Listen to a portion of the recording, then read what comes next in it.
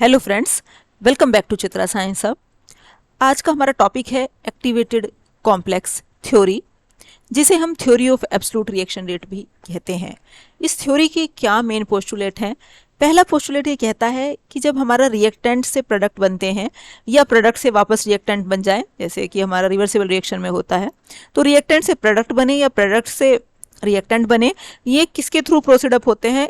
पहले आपके रिएक्टेंट एक एक्टिवेटेड कॉम्प्लेक्स बनाएंगे, उसके बाद प्रोडक्ट फॉर्मेशन होगा कि आपका तो सीधा रिएक्टेंट से प्रोडक्ट नहीं बनता। पहले रिएक्टेंट आपके मिलके क्या बनाते हैं? एक्टिवेटेड कॉम्प्लेक्स बनाते हैं, फिर एक्टिवेटेड कॉम्प्लेक्स डिसोशिएट होके प्रोडक्ट आपका बनाएगा।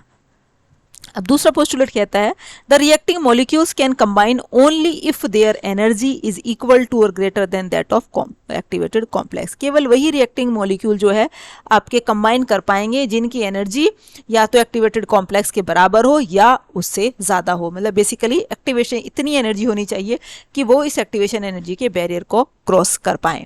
The activated complex is not stable because it exist at a maximum potential energy. अब जो आपका एक्टिवेटेड कॉम्प्लेक्स जो बना है ये स्टेबल नहीं होता। क्यों नहीं स्टेबल नहीं होता? चूंकि आपके हम फिगर से देखें, ये हमारा एनर्जी पोटेंशियल एनर्जी है, ऐसे नीचे से ऊपर की तरफ बढ़ रही है, तो ये हमारा चूंकि मैक्सिमम पोटेंशियल एनर्जी पे है इसलिए स्टेबल नहीं होता। तुरंत से हमारा क्या है? प्रोडक्ट में डिकम्पोज हो जाता है। There exist an equilibrium between the reactant and the activated complex, then the product are obtained by decomposing the activated complex. आपका रिएक्टेंट और एक्टिवेटेड कॉम्प्लेक्स एक दूसरे के इक्विलिब्रियम में होते हैं और फिर हमारा क्या है? पहले रिएक्टेंट मिलके एक्टिवेटेड कॉम्प्लेक्स बनाते हैं, फिर एक्टिवेटेड कॉम्प्लेक्स डिकम्पोज होके क्या है? आपका प्रोडक्ट बनाता है। अब इसका डेरिवेशन देख लेते हैं, जिसे मैथमेटिकल और थर्मोडायनेमिक ट्रीटमेंट कहा हमने एक्टिवेटेड कॉम्प्लेक्स थ्योरी का। एक जनरल रिएक्शन हमने कंसिडर किया जहाँ रिएक्टेंट ने एक्टिवेटेड कॉम्प्लेक्स बनाया और उससे प्रोडक्ट फॉर्मेशन हुई। ये दो रिएक्टेंट हो गए, ए और बी, इन्होंने मिलकर क्या बनाया? एक्टिवेटेड कॉम्प्लेक्स, और फिर इससे प्रोडक्ट बन गई। द इक्विलिब्रियम कांस्टेंट के star for the formation of activated complex is, के स्टार हम कैसे निकालेंगे? आपका वही लॉ ऑफ मास एक्शन के हिसाब से चलेगा, एक्स स्टार अपॉन ए इंटू बी। अब यहाँ से यदि एक्स स्टार की वैल्यू निकालने लगे तो K star A into B. According to ACT, activated complex theory का अब्रीविएशन है, द रेट और reaction is related to the concentration of activated complex and frequency of decomposition of activated complex as follows। जो rate of reaction क्या है हमारा? आपका किसके बराबर हो जाएगा?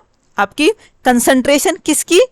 इंटरमीडिएट की, जो हमारा इंटरमीडिएट बना means activated complex, into F. F क्या है? फ्रीक्वेंसी फैक्टर है कि रेट हमारा किसके डायरेक्टली प्रोपोर्शनल है? Concentration of activated complex and frequency of decomposition of activated complex. किस फ्रीक्वेंसी से एक्टिवेटेड कॉम्प्लेक्स डिकम्पोज हो रहा है, इन दो फैक्टर पे हमारा क्या है? रिएक्शन का रेट आपका डिपेंड करेगा। अब हम इस f की वैल्यू देख लेते हैं, इस f को हम कैलकुलेट करेंगे। The activated complex would decompose only if enough vibrational energy supplied to the system to led bond breakage. Bond breakage तभी होगी आपकी, एक्टिवेटेड कॉम्प्लेक्स आपका तभी डिकम्पोज होगा जब उसके पास इतनी एनफ वाइब्रेशनल एनर्जी होगी। अब f जो हमें ये पहले फ्रीक्वेंसी फैक्टर, अब जो हमने f लिया, ये f फैक्टर, इसकी वैल्यू क्या है? E vibrational upon h। h क्या है? Planck constant. अब ई वाइब्रेशनल की वैल्यू होती है kt, k क्या है? बोल्ट्जमैन कॉन्स्टेंट है। अब इस फर्दर इस k की वैल्यू होती है r इंटू एन। ये सब वैल्यू हम उठा के यहाँ रख देंगे। अब इस आपकी k की वैल्यू हमने यहाँ रख दी। आपकी n क्या है? एवोगैड्रो नंबर है यहाँ पे, तो ई वाइब्रेशनल कितना हो गया हमारा? r by n into T. अब ई वाइब्रेशनल की वैल्यू उठा के हम यहाँ रख देंगे, तो f क्या हो जाएगा? f is equal to R T upon N H. अब इस वैल्यू को हम पीछे वाली इक्वेशन में रख देंगे, ये वाली हमारी इक्वेशन है r is equal to x star into F. यहाँ पे हम f की वैल्यू रख देंगे, f की वैल्यू क्या हो गई? R T by N H. तो यहाँ से हमारा क्या निकाल लिया हमने? अब r क्या हो गया हमारा? k star A into B R T upon N H. ये हमारी इक्वेशन बन गई है। The rate of conversion of reactant into product is, rate क्या होगा हमारा कन्वर्जन का? रिएक्टेंट से प्रोडक्ट में जो कन्वर्जन हो रहा है उसका रेट क्या होगा? r इज इक्वल टू के ए इंटू बी। अब इन दोनों इक्वेशन को हम कंपेयर कर देंगे। कौन सी इक्वेशन? एक तो ये हो गई r is equal to K star A into B R T upon N H, दूसरी इक्वेशन हो गई ये r is equal to K into, इन दोनों के इक्वेशन को कंपेयर करें तो k की वैल्यू निकल जाएगी, k is equal to K star R T by N H. अब equation number 5 is the mathematical statement of activated complex theory. ये इसकी मैथमेटिकल स्टेटमेंट है। According to thermodynamics, delta G star is equal to minus K R T L N K. Delta G क्या है? Change in the standard free energy. अब यहाँ से हम क्या करेंगे? इस के स्टार की वैल्यू निकालेंगे आपकी अब जो गिब्स के अकॉर्डिंग क्या है हमारे delta G is equal to delta H minus K T delta S. तो हम क्या करेंगे, आपका ये हो गया हमारी दो इक्वेशन, एक तो डेल्टा जी की वैल्यू हो गई हमारी minus K R T L N के, दूसरी डेल्टा जी की वैल्यू क्या हो गई delta H minus K T delta S, जहाँ पे डेल्टा एच स्टार क्या है standard enthalpy change of activation और डेल्टा एस क्या है standard entropy change of the activation. इन दोनों इक्वेशन को कंपेयर कर देंगे, दोनों जी की वैल्यू कंपेयर कर देंगे, तो यहाँ से हम क्या है इस के स्टार की वैल्यू निकाल लेंगे और इस के स्टार की वैल्यू को हम ऊपर वाली जो हमने इक्वेशन नंबर 5 बनाई थी यहाँ पे इस के स्टार की वैल्यू को पुट कर देंगे, तो ये हमारी इक्वेशन निकल के आएगी k is equal to R T N H E की power minus K delta H star by R T into E की power delta S star upon R.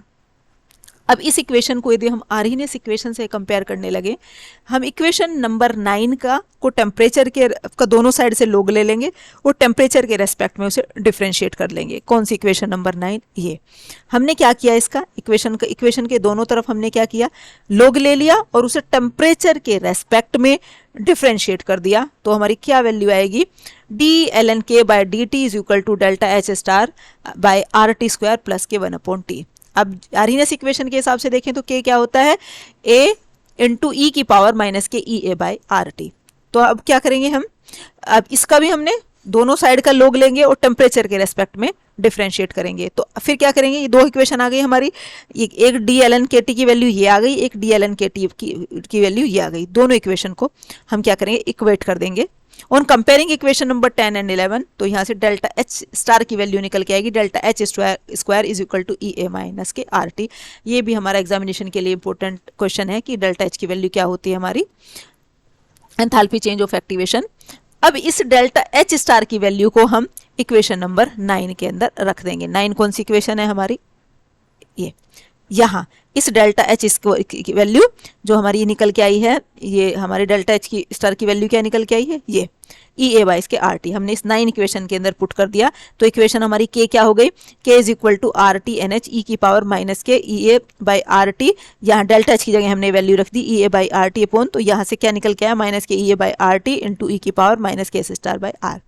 अब हम क्या करेंगे 11वीं और 14वीं इक्वेशन को कंपेयर करेंगे। 11th इक्वेशन कौन सी थी आपकी, ये k is equal to a into E की power minus K E A by R T, और एक k की वैल्यू क्या निकल के आई ये, तो यहाँ से क्या a की वैल्यू निकाल लेंगे। a क्या आर्हीनियस जो है आर्हीनियस फैक्टर, इसकी हम वैल्यू निकाल लेंगे। तो a की वैल्यू हो जाएगी हमारे R T by N H E की power minus K S star by R. ये भी हमारा जो है एग्जामिनेशन के लिए इंपॉर्टेंट फैक्टर है कि a की वैल्यू क्या होती है। तो आपका ये था इसका क्या है कंपेरिजनिसिटी के साथ। ये था हमारा आज का टॉपिक। Thank you.